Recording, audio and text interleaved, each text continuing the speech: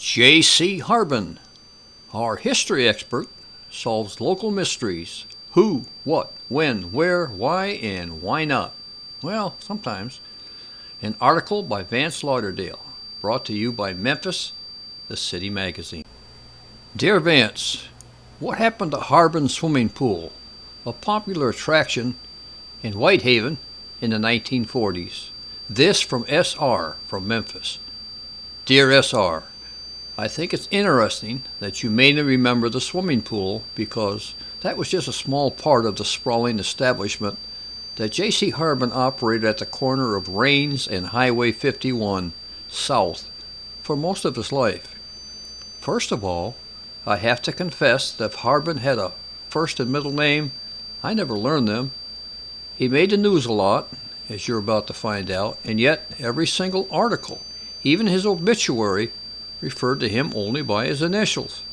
I haven't visited his actual gravesite. It's on my to-do list, but I bet it says J.C. as well. It doesn't matter really, because everyone in Whitehaven, and most of Memphis too, knew J.C. Harbin. Born in 1895 outside the tiny community of Days, Mississippi, now just a crossing in DeSoto County, Harbin made his way to Memphis in the early 1900s. I presume his parents brought him along with them when they moved here for some reason, but don't know where they lived or where he went to school. He first made the news here in 1919 when the Commercial Appeal reported that he paid $10 to purchase 3 acres of land on Rains Road. He opened a small dairy farm there and started to supply milk to local cafes and restaurants. According to newspaper ads, J.C. Harbin's dairy offered both pasteurized and clarified milk that he claimed was safest to use. His customers apparently thought so because his business boomed, and within a few years he had expanded his property to 48 acres and began to open it up for all sorts of recreational purposes. In 1925, Harbin's Place, as it was then called, became the scene of the annual Newsboy Picnic, where 100 lusty-lunged purveyors of the world's current events held sway for the entire day, enjoying games, races, and country-style chicken. These were the kids who stood on the street corners yelling, "Read all about it! Get your paper here!" Surely you've seen them in the movies.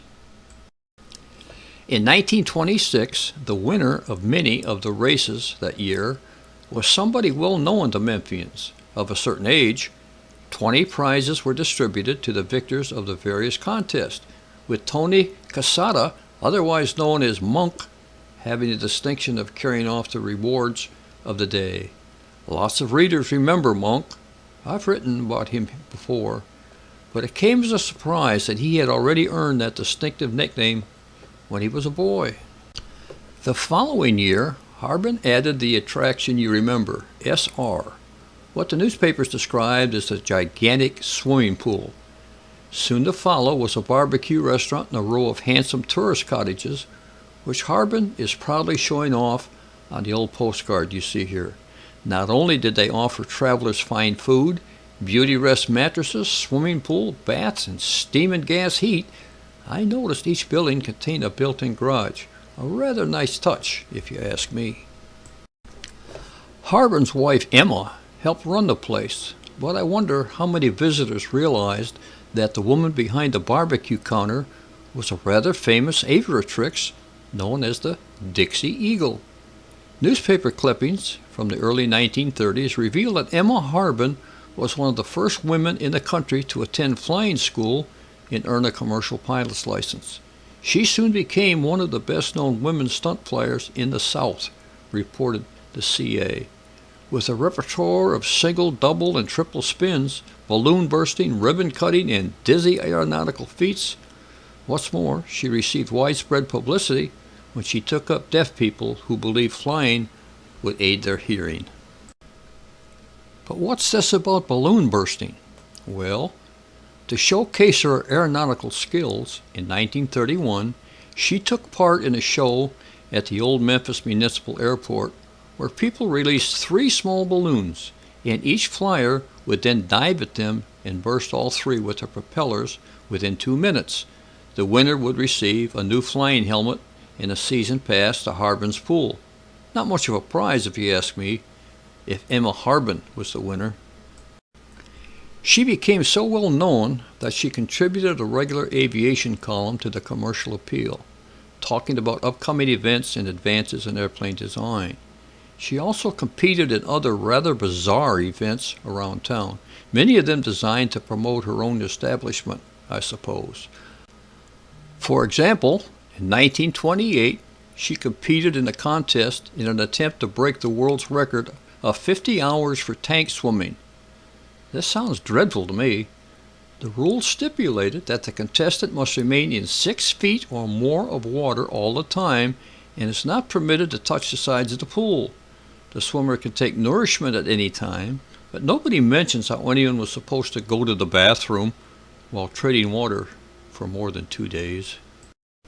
Look, I know you want to know if she broke that world record, but I could turn up no other mention of this peculiar event. This was very frustrating because I'd like to find out more about the Dixie Eagle, but I ran into an all too common sexism of the day. Even the newspaper she worked for began to refer to her as Mrs. J.C. Harbin, which drives historians crazy because searches for her name mainly turn up stories about her husband. For that matter, despite all her own accomplishments, the only photo I found was a grainy image on microfilm, too small and fuzzy to share with you here. So let's get back to Harbin's place, where the Dixie Eagle apparently lost interest in serving barbecue lunches to newsboys, left her husband and Memphis behind, and eventually remarried. J.C. continued to run his establishment, which became the scene of all sorts of unusual events that you wouldn't normally associate with a dairy. There was his main business, you may remember. One year, Harbin hosted the Tri-State Championship motorcycle races. According to news accounts, this event pitted outstanding riders from throughout the territory, and a special highlight was the appearance of 2 Indian motorcycles to be entered by the Memphis Motorcycle Company. Indian was a big name, American brand, you see, competed in those days with Harley Davidson. Anybody driving down Highway 51 could turn on the reins and find swimming, ice cream, barbecue, company picnics, tourist cottages, and motorcycle races. Even so, Harbin couldn't compete with an entrepreneur by the name of Kemmons Wilson. When Holiday Inns opened here in the early 1950s with their spacious, clean rooms and modern restaurants, travelers tended to drive past Harbin's tiny cottages. Even the pool lost its allure when places closer to Memphis opened and expanded, and even added sand beaches such as Clear Pool and Rainbow Lake.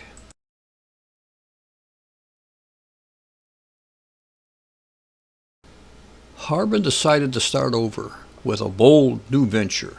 In 1955, at age 60, he shut down everything except the barbecue joint, cleared the property, and opened a modern new shopping center called, what do you think, Harbin Center. The $500,000 complex located across the street from Whitehaven Plaza quickly became a success, luring such tenants as a Buy-Right Grocery, Gridiron Restaurant, beauty salon, laundromat, and a dozen other businesses. Although this doesn't seem very innovative today, a Memphis Press Shimter article praised the shopping center's modern features as an ample off-street parking spaces in front of the stores and a large floodlighted parking lot on the south side of the supermarket. My goodness, that man stayed busy. Over his long lifetime, he became president of the Tourist Cottage Operators of Tennessee, opened a trailer RV park, served as an official with the Masons and Shriners. He was master of the Whitehaven Lodge, took an active role in Whitehaven United Methodist Church, and was involved in many civic ventures in Whitehaven. He finally closed his barbecue restaurant, but kept active with his shopping center until his death in 1985 at the age of 90.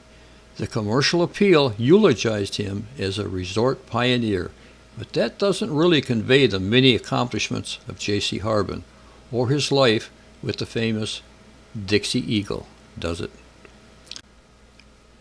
Got a question for Vance? Email him at askvance@memphismagazine.com. Or you can mail at Vance Lauderdale, Memphis Magazine, Post Office Box 1738, Memphis, Tennessee 38101. Or simply visit him on Facebook, and you'll find a link in the description below this video that'll take you to that location. Vance Lauderdale is the history columnist for Memphis Magazine and Inside Memphis Business. His dramatic life story is so well known that school children are taught to recite it for extra credit. If you enjoy Vance's musings, why not subscribe to the Memphis Magazine weekly newsletter and find all that is happening now and has happened in and around Memphis. The email is free, and you can find the link below this video to get your adventure started. I think I mentioned it's free.